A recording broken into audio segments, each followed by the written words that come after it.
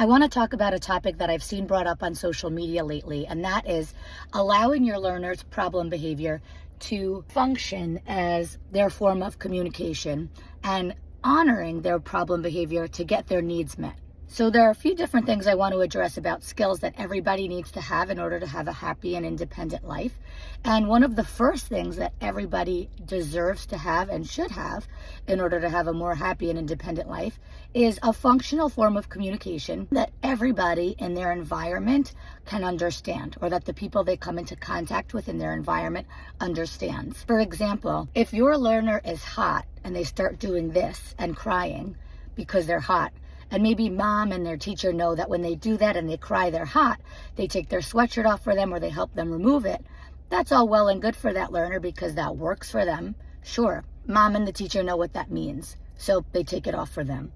However, let's say your learner is now in a new environment, or they're somewhere with a different teacher or a different person, and they start engaging in this behavior and crying because they're hot, but they're unable to tell you that they're hot. Their problem behavior is likely going to escalate because they're unable to get their needs met. And so everybody deserves to have a form of communication and should be taught how to ask for the things that they want, and also be able to have things removed if needed, or to be able to leave a specific situation. Whether that is vocally, through some device, PECS, sign, whatever it is, everybody deserves to have a functional form of communication to get their needs met.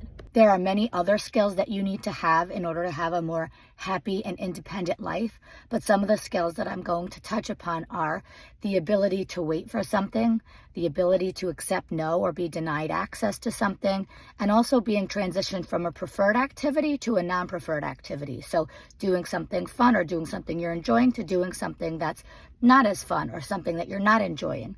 Again, we might feel that our learners engaging in problem behavior because they can't have the thing that they want, or they're unable to wait for something, or they're being interrupted from something, should be their form of communication. They're going to suffer a lot more in the long run if they're not taught these skills earlier on.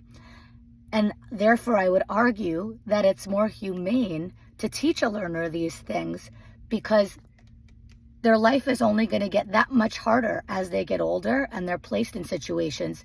And when they're a lot bigger, and then they can't tolerate these things happening to them, people aren't going to want to take them out, or they're going to just say, let's just stay in the house, because the environment isn't always arranged for them the way it needs to be. It's a skill deficit, and this all can be taught, and there's a way to teach it and to systematically teach it.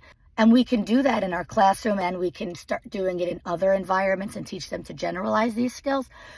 But it's important for our learners. And if you never teach them these things, they're not going to be able to live a more happy and independent life, and they're not going to be able to go out.